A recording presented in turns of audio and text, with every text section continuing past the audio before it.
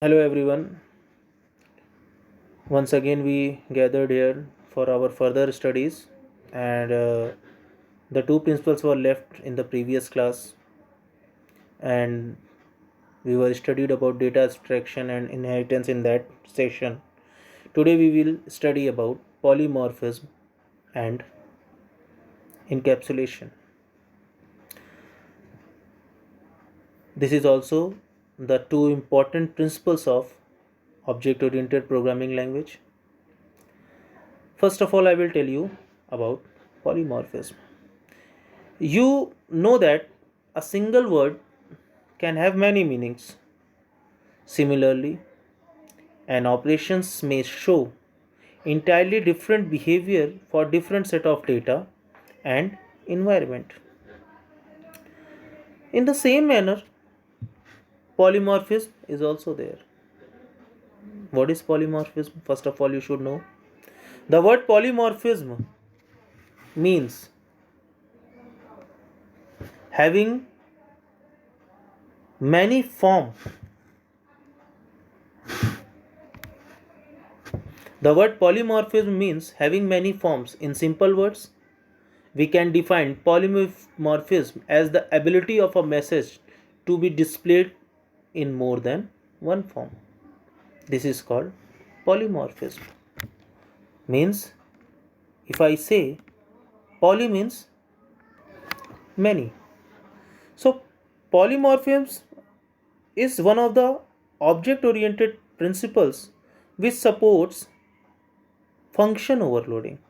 Function overloading that I will tell you further. But first of all, we should know what is polymorphism. The term polymorphism defines as the process of using a function or method for a more than one purpose. Now by definition it is very quite clear, but without example you cannot understand it. Now I will tell you the example. Let us take an example of a word cricket.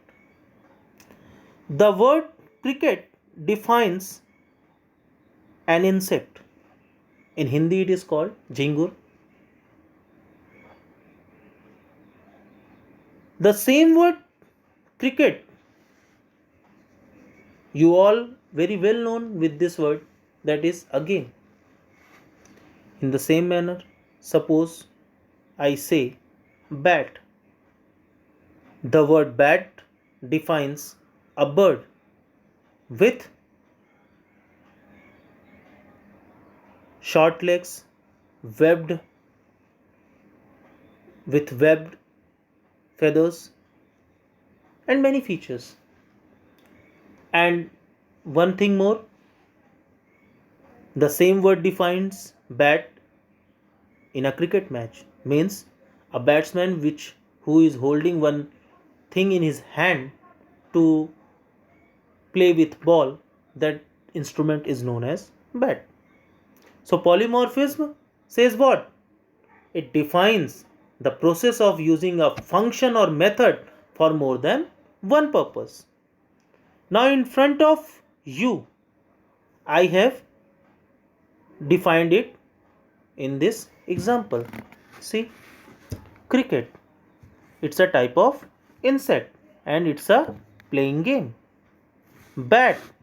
It's type of bird and tool to play cricket. But except this, I will give you one more example, that is man. Now see, this man, he can be a father, he can be a son, he can be a husband. A man can be a father, can be a son, can be a husband, but you cannot categorize it. That the man is what? So polymorphism is categorized by its signature enclosed in parenthesis. Parenthesis means this is small bracket. Like man, if I assigned it into a parenthesis, that is father, man, son, man, husband. So here you see, same name, but every function have different signature. Whenever I put anything under this, then that will become a parameter for it, and if it is in this bracket, that means it's a function. So polymorphism says what? Polymorphism is one of the object oriented principles which supports function overloading. It is the process of using a function method for more than one purpose. As I told you, man here man is used for different purpose. He can be a father, he can be a son, he can be a husband. Thus, the function overloading is a process to create a number of functions, methods with the same name but with different parameters that match up with method's name to execute the program. So this is known as polymorphism. Polymorphism is what? Polymorphism is the process of using a method, or we can say function, for more than one purpose. A single word but having different work. So this is the polymorphism, the principle of object oriented programming. Now the next one is encapsulation.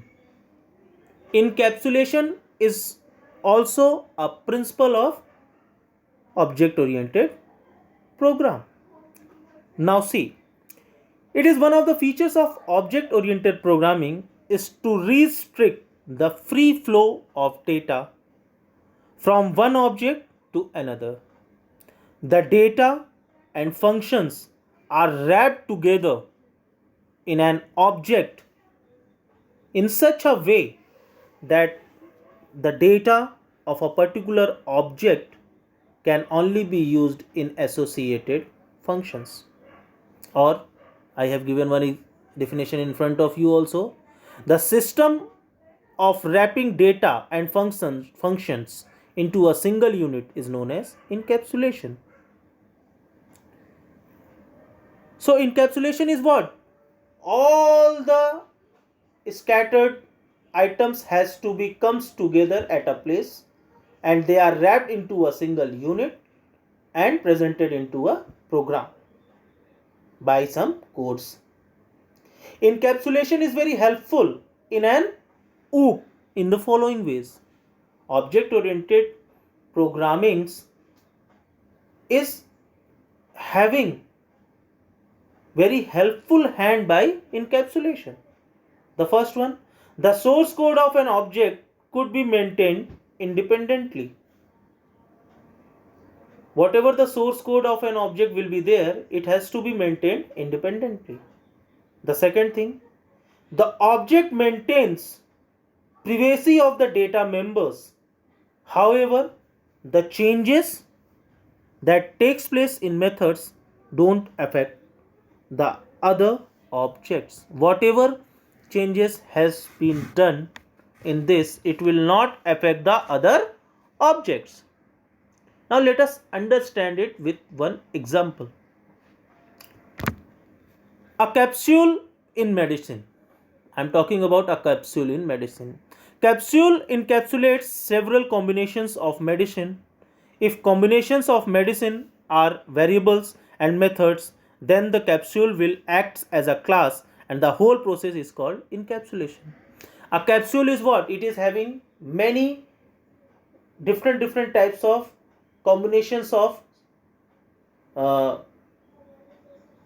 medicines which comes together in a capsule, and when it goes inside our body, it works according to its feature.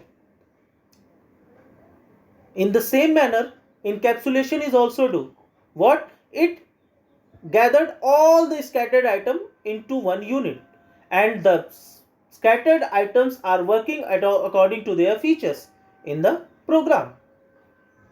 Suppose you are going to any market and you are having one packet. So in the same packet you are packing fruits, grocery items, some utensils, some vegetables. Then they comes together, but they all are having different features, and when they come into our home, they are kept according to that. So this is the explanation of encapsulation. encapsulations. Hope you all would love this session, and I'm also hoping that I have explained whatever you all got it very, and it will help you also in your studies. If you are having book, then you go through your book. You will get very help with this particular videos and sessions. So all the best. God bless you all. Thank you. Have a nice day.